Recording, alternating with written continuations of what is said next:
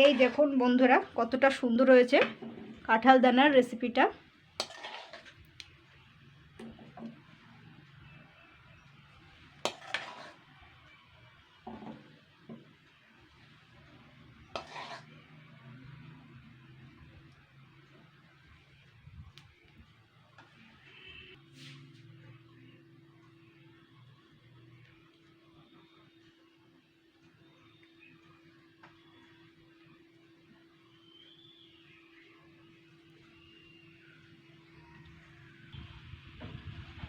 বন্ধুরা আজকে আমি কাঁঠাল দানার একটি দুর্দান্ত রেসিপি করে দেখাবো, দুর্দান্ত স্বাদের একটা রেসিপি তৈরি করে দেখাবো, একদম নতুন পদ্ধতিতে আর নতুন কায়দায় করে দেখাবো।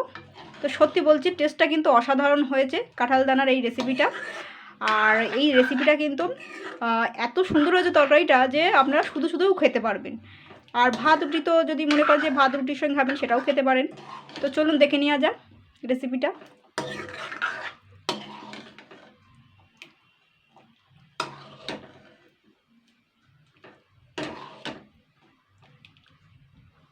নমস্কার বন্ধুরা, আমি Priyanka, welcome back to my channel. বন্ধুরা আজকে আমি বানিয়ে দেখাবো কাঁঠাল বীজের রেসিপি। তো ছাড়ানো পদ্ধতি সহ রান্না করে আমি আজকে দেখাবো। তো চলুন দেখে নেওয়া যাক। তো বন্ধুরা দেখুন এখানে কিন্তু আমি কাঁঠাল বীজগুলো নিয়ে নিয়েছি। তো এই কাঁঠাল বীজগুলো আমি কিন্তু সবার প্রথমে ভালো করে ধুয়ে নিয়েছি। এবার আমি ছাড়িয়ে নেব। কীভাবে ছাড়াচ্ছি দেখুন। তো বন্ধুরা দেখুন আমি কিন্তু এই সাইডে একটা থালা নিয়ে নিয়েছি, আর আমি কিন্তু বটিতে কেটে দেখাবো। তো এই কাঁঠাল দানাগুলো সবার প্রথমে কিন্তু আস্তে করে 2-8 ধানা করে দিতে হবে। এগুলো সহজেই কিন্তু উঠে যাবে, দেখুন সেকেন্ডের মধ্যে উঠে যাবে। এইভাবে কিন্তু আমি প্রত্যেকটাই করে নেব। দেখুন এই কিন্তু এমন, আর আমার বটিটা একটু ধার কম, তাছাড়া আমি ছুরিতেও কাটতে পারি না। তো আমি বটিতে কেটে দেখাচ্ছি, আর সাবধানে কাটবেন।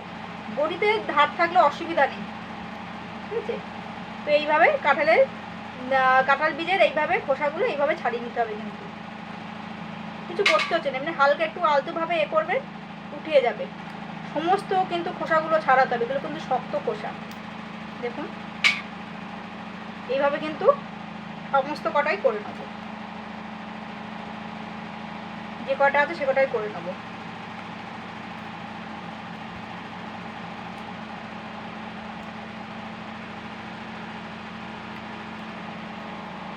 কিন্তু সাবধানে কাটতে হবে এগুলো, কারণ আমার বডিটা তো একটু ধার খুব কম।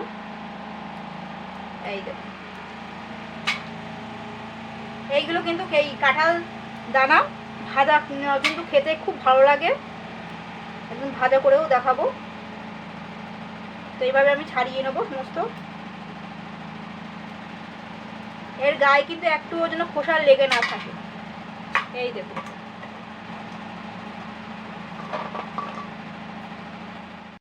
তো বন্ধুরা দেখুন কাঁঠালের দানাগুলো আমি কিন্তু ভালো করে খোসাগুলো ছাড়িয়ে নিয়েছি। এইবারে আমি কিন্তু এর পাত্রটার মধ্যে মানে কড়াইটার মধ্যে কিন্তু আমি ভালো জল নিয়ে নিয়েছি। এবারে যে দেখতে পাচ্ছেন যে এই যে লাল যে খোসাগুলো এইগুলোও আমি কিন্তু ছাড়িয়ে নেব। এই যে লাল যে খোসাগুলো এর সঙ্গে পুরো আটানো, কিন্তু এগুলো কিন্তু সহজে ছাড়াবে না। তো এবার আমি এই ভালো জলটার মধ্যেই কাঁঠালের এই দানাগুলো নিয়ে নিয়েছি, নিয়ে এর মধ্যে একটু সামান্য একটু নুন দিয়ে নিচ্ছি। আমি কিন্তু 4 থেকে 5 মিনিট ভালো করে জাল করে নেব, ঠিক আছে। একটু নাড়িয়ে দিচ্ছি জলটা ভালো করে। এইগুলোও কিন্তু খোসা।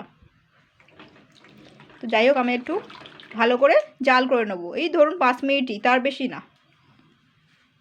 তো বন্ধুরা দেখুন এটা কিন্তু ফুটে গেছে, মানে কাঁঠালের দানাগুলো কিন্তু ফুটে গেছে, 5 মিনিট হয়েছে। তো এবার আমি গ্যাসটা কিন্তু বন্ধ করে দেবো।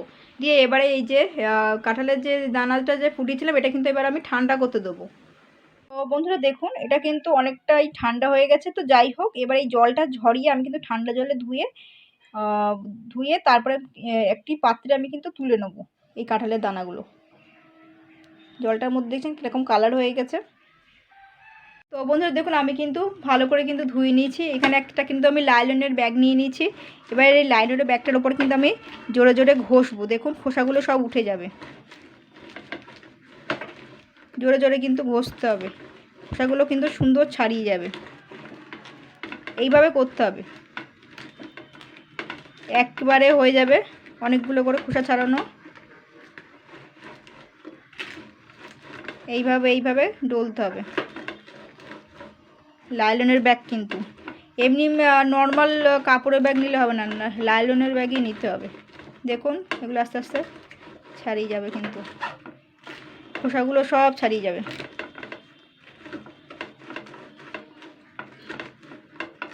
এই দেখুন,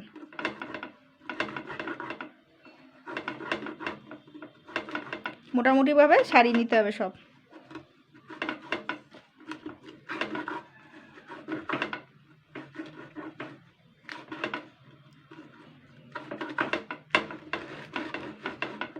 এইভাবে ছাড়িয়ে নিতে হবে। আমি কিন্তু সবগুলোই করে নেবো একইভাবে। পুরোটা যদি না ওঠে কোনো অসুবিধা নেই, কারণ অন্তত কিন্তু অর্ধেকের ওপরে তুলে নিতে হবে, কারণ এই খোসাগুলো পেটে গেলে কিন্তু অসুখ করবে কিন্তু।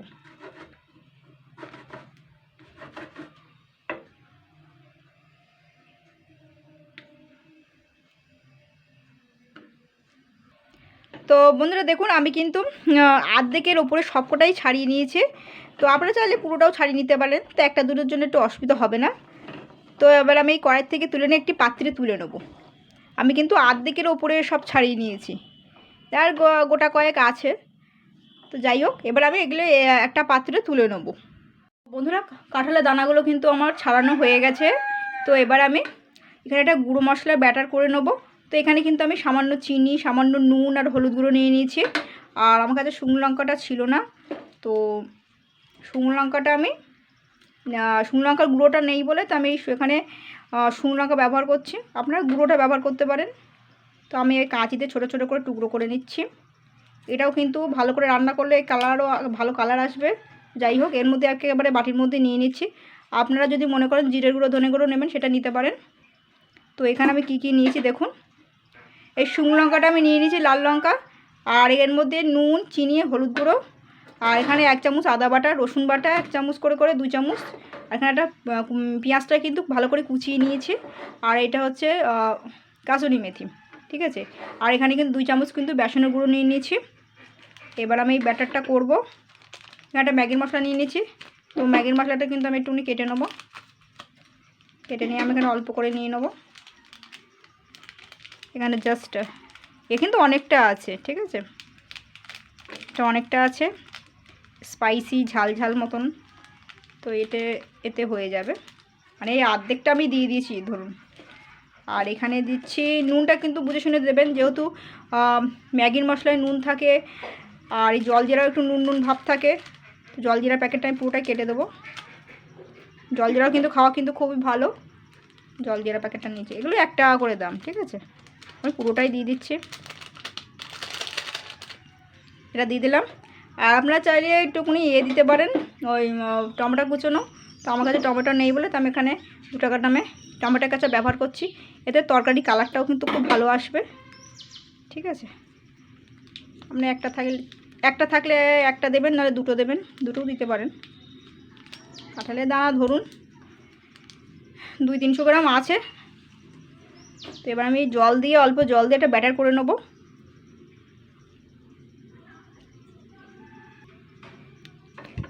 তো ব্যাটারটা কিন্তু ভালো করে গুলে নিতে হবে। আর বেসনের গুঁড়োটা এর মধ্যে দিতে পারেন, জলের মধ্যে দিতেও পারেন, না দিতেও পারেন। তবে বেসনের গুঁড়োটা একটুখানি কড়াইটা হালকা নাড়াচাড়া করে নেবেন যখন মশলাটা কষাবেন। তো যাই হোক, এটা আমি এবার সাইড করে রাখবো। এগুলো কিন্তু সব কিছুই গোছানো হয়ে গেছে।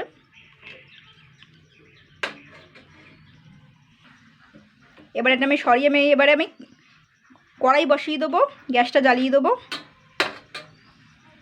তো বন্ধুরা দেখুন, আমি কিন্তু কড়াইতে কিন্তু তেল দিয়ে দিয়েছি। তো তেলটা কিন্তু গরম হয়ে গেছে। তো এবার আমি পেঁয়াজগুলো দিয়ে দেবো।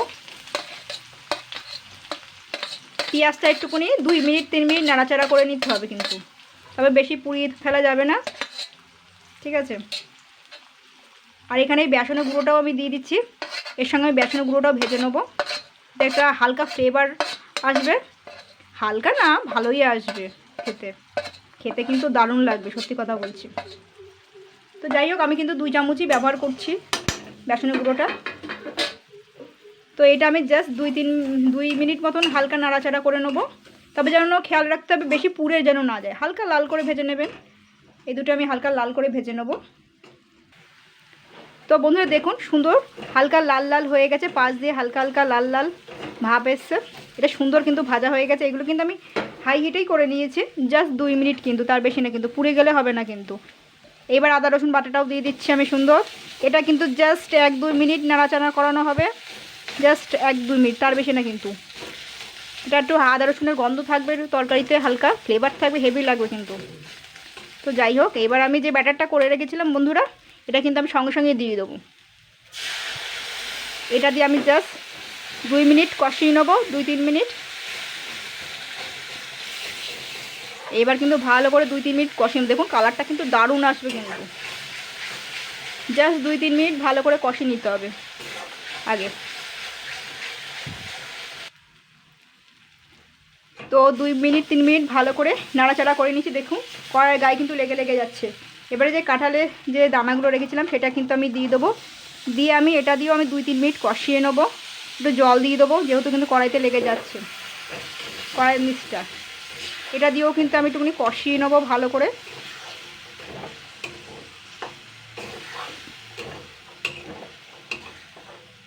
ভালো করে কিন্তু কষিয়ে নিতে হবে আগে কাঁঠালের দানাটা দিয়ে।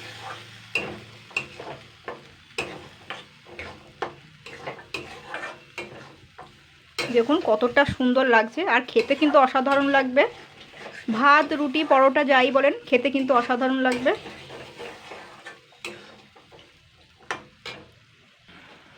তো বন্ধুরা আমি কিন্তু 3-4 মিনিট কষিয়ে নিয়েছি কাঁঠালের দানাটা। এবার আমি একটু সিদ্ধর জন্য জল দিয়ে দেবো। এটা কিন্তু গায়ে মাখা মতনই থাকবে। তো এই গ্লাস মানে ধরুন 2 কাপ মতন জল।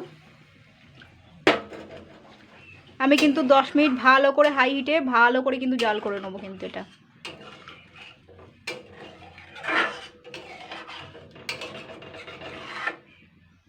সিদ্ধ হবে ভালোভাবে, ধরুন 10 মিনিট মতন, 10 মিনিটের মধ্যে হয়ে যাবে। আবার তো বেশি গলিয়ে ফেলবেন জানো, বেশি গলে গেলে কিন্তু ভালো লাগবে না খেতে। তো বন্ধুরা আমি কিন্তু গ্যাসটা বন্ধ করে দিয়েছি।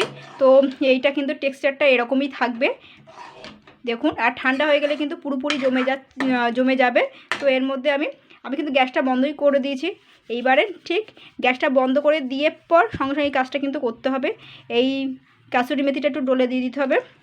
আর নামানোর আগে একটুখানি এই ম্যাগি মশলা একটু ছড়িয়ে দেবো অল্প করে, জাস্ট অল্প করে হালকা করে উপর দিয়ে। এবার আমি একটি প্লেটে তুলে নেবো। আর খেতে কিন্তু অসাধারণ হয়েছে, গন্ধটাও কিন্তু অসাধারণ বেরিয়েছে, একদম পুরো নতুন কায়দায় আমি কিন্তু করে দেখালাম আজকে। এবার আমি কিন্তু একটা প্লেটে তুলে নেবো। মানে গন্ধটা এত সুন্দর বেরিয়েছে, তরকারিটা যেন শুধু শুধু খেয়ে নিতে ইচ্ছা করবে এরকম মনে হচ্ছে। তো আমি এবারে একটি পাত্রে তুলে নেব। দেখুন বন্ধুরা, দেখুন আমি কিন্তু এই প্লেটটাতে তুলে নিয়েছি কাঁঠালের যে রেসিপিটা। তো এর উপর দিয়ে একটু গার্নিশিংয়ের জন্য আমি কারি পাতা আর হচ্ছে সাদা তিল ছড়িয়ে দিয়েছি। আপনি এগুলো দিতেও পারেন, নাও দিতে পারেন। তো দেখতে ভালোর জন্য এটা দিয়েছি। তো বন্ধুরা এইভাবে ট্রাই করবেন।